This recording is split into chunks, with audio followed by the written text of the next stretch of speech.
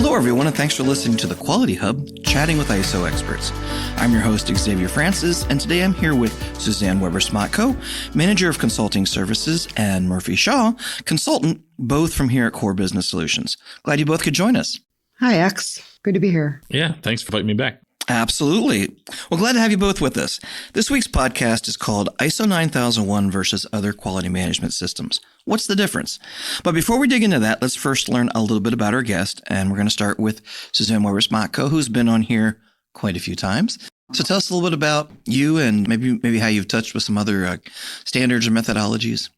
Yes. So a couple of things that we'll talk about in the upcoming podcasts, and today's podcast is some other quality management systems, such as Six Sigma, lean manufacturing, cutting out waste. So in my past, I was a supplier performance manager, and one of the things I was responsible for was going out to suppliers and identifying different green belt or lean manufacturing projects to help our customers meet their schedules so that we can meet engine build schedules. Awesome.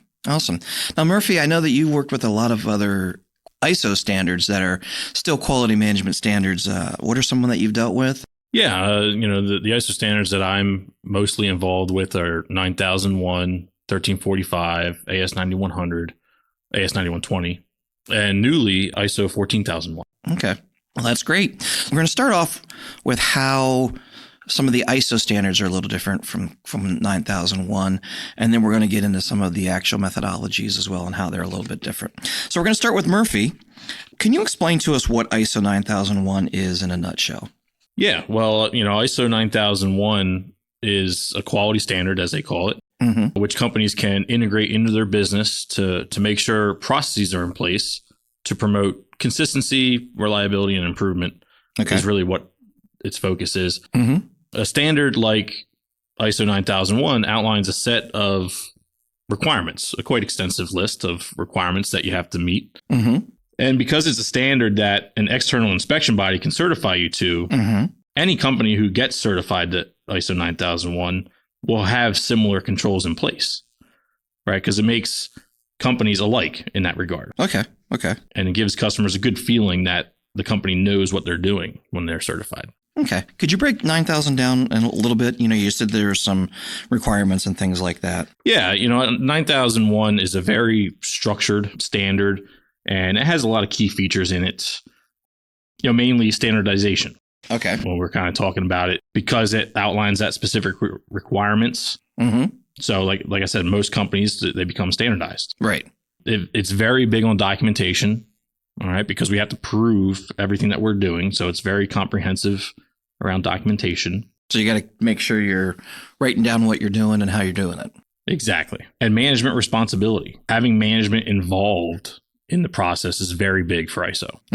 And, the other key feature, and maybe the most important, is customer focus. Yeah, absolutely. Because that's why we're doing this, to make ourselves better. Okay. So we can keep those customers happy and satisfy what they're looking for.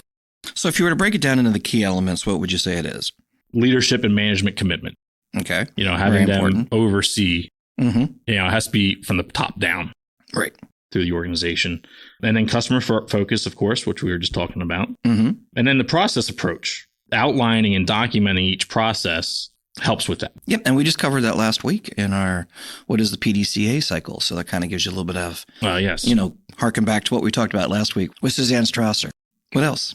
So we also have risk-based thinking, because they want you to focus on risks, because if there is a risk, you want to keep an eye on it. And then improvement and corrective actions. It really pushes you to get better every day, right? So we want to improve everything that we're doing. Right. And then performance evaluation, right? So, keeping getting an eye those on metrics and things like that. Keeping an eye on things, make sure they're going in the right direction. Okay. Well, that's a good nutshell of 9001. Now, what about ISO 13485? Might that differ from 9001? So ISO 13485 is also a quality standard. In some cases, it's similar to 9001. However, it is more robust and more strict when it comes to the extra requirements that are put into it. 1345 is geared towards the medical industry. Okay. Whereas 9001 is kind of your basic industrial, commercial industry, a lot of different types of businesses can get certified to 9001. Not that it's generic, but a little more generic of a standard. Right. Yeah. And 1345 is, like I said, geared towards the medical industry. Mm-hmm. So with 1345 at its base includes most of the 9001 requirements. Okay.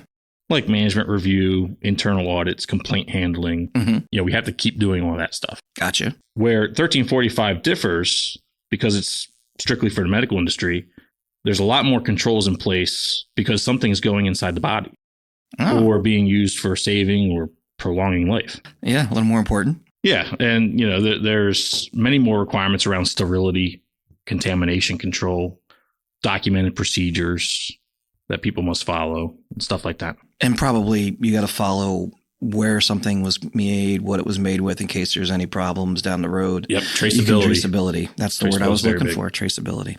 Awesome. Now, what about AS 9100, 9120? How is that different from 9001? When it comes to AS 9100, again, this standard was specifically written for the aerospace and defense industries. Okay. So similar to what we were just talking about regarding 9001 and 1345, AS 9100 at its base is 9001. Okay.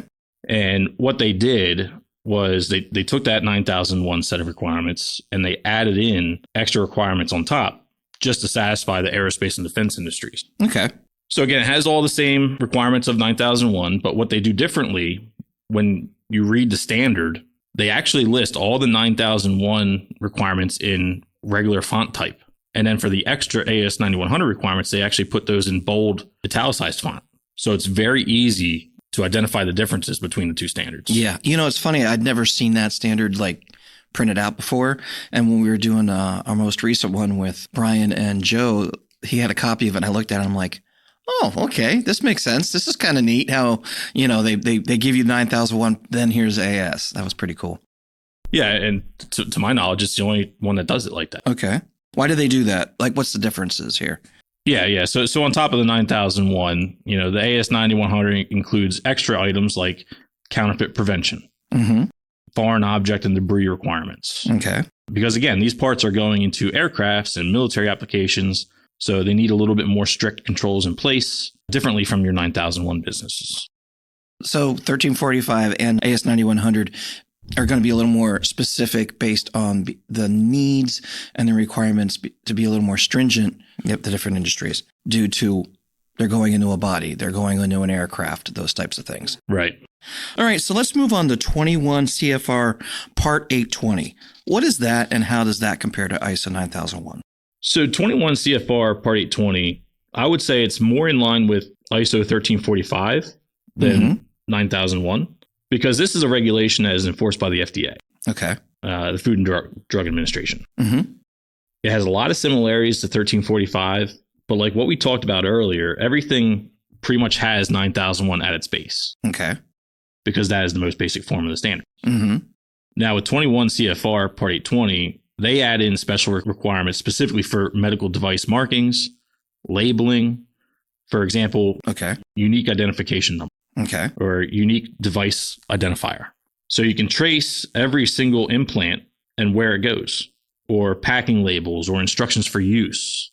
They're very critical. Yeah, I could see where if you have something that, say, has a problem later down the road, you want to be able to trace who has that in their body. Yeah. Yeah. Some of the similarities, though, like maintaining a calibration program, handling complaints and corrective actions, they're all relatively the same between all the standards. Okay.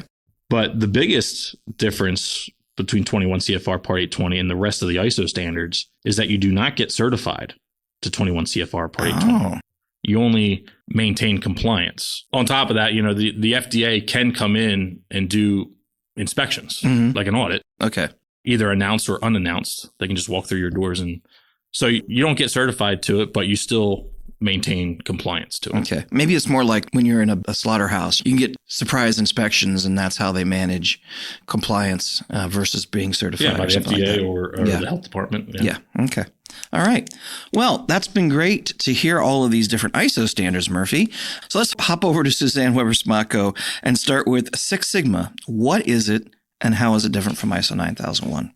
Well, Six Sigma and ISO 9001 are both methodologies focused on improving quality. Okay. And operational efficiencies, but they approach it a little bit different. They have distinctive goals and tools. All right. How does Six Sigma handle that? So Six Sigma is a data-driven methodology aimed at reducing variation and defects in processes. Okay. The primary goal is to improve quality by identifying and eliminating root causes of errors to achieve near perfect performance. So Okay.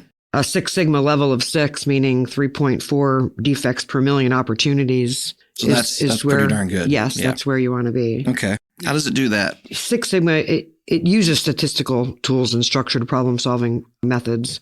One of its core methodologies is the DMAIC framework. So Okay. What does that mean? You define your projects, you measure them, you analyze the performance, and then you use that data to improve. And then once you find ways to implement improvement, you control those. Okay. Yep. So it kind of guides a team through a step-by-step process to improve processes. So unlike 9001, when it sort of just says you need to do this, this sort of tells you how to do it. Yes. Okay. Yes. So if you go through a Six Sigma class, there's green belts, there's white, green, black. There's all kinds of Not unlike karate different or certifications martial arts. Yes. Yeah. It's highly focused on process improvements, defect reduction, again, through the use of the data analysis and process control. And typically you have a team or a person that's good with statistics to help with those projects, to put the data together. But it definitely is a strong emphasis on measuring the performance. Similar to 9000, the similarity to 9001 there is that you want to measure to manage stuff and improve performance. So data are definitely a data analysis tool. It does also require you to do some process mapping, control charts, if you will. And it's often associated with specific roles, as we mentioned before, green belts, black belts, master black belts. Do they fit in different places in an organization? Is that why they're broken down into those belts? Or is it just how detailed you have to be? It's the detail. Okay. Yeah, it's the detail. So there's different Six Sigma techniques. Okay. Yep. The more certifications, like a master black belt is, usually that statistician who can, they can do it for any of them. Yeah. So how is it really, what are the key differences between that and 9001? Again, Six Sigma is more focused on specific data-driven improvements and processes. And the result of that is a reduction in defects and variation. Okay. And then, 9001 is about establishing and maintaining a robust quality management system across the entire organization. So you may have ISO 9000 in the facility, which is those standardized processes that Murphy was talking about earlier, and areas of improvement. But Six Sigma is more focused on projects, like a specific issue that you want to improve upon. Okay. Can you get certified? Not unlike you would for 9001? Six Sigma certification is given to individuals. It's not an organizational certification. So that's the difference. Yes. That's the difference Yes. there. So where your ISO 9000 is a certification that you get for your entire business for those standardized processes, Six Sigma is more given to individuals who achieve certain levels of expertise. Okay. So you could have Six Sigma people in your organization and still have 9001 and have them maybe pop in certain places where they need to be to really refine a process. Yes. Because both of them aim to improve quality. One's more methodical, one's an overall standard and a little bit more generic in its terminology. Absolutely. Once you figure it out. Yes. Okay. So any of our people who are in 9001 and let's say they're really doing a great job and they want to get down into the nitty gritty of things and really get specific, maybe they could utilize Six Sigma. Yes. And hire somebody that's got a black belt. Yes. Okay. Yes. This ends part 1 of ISO standards versus other quality standards and methodologies. Please tune in next week for part 2 with Suzanne Weber-Smatko and Murphy Shaw. And we want to thank everyone who's listened to our podcast today. We hope it's been informative for you. Now, if you're looking for more information about Core Business Solutions and how we can help you with ISO certification, cybersecurity, or even customized training, please email us at info@thecoresolution.com. And you can also visit our website at www.thecoresolution.com. And if you haven't followed us on your favorite podcast platform or YouTube, please be sure to do so, and that way you won't miss the next Quality Hub podcast when it's released next week. Have a great day, everyone.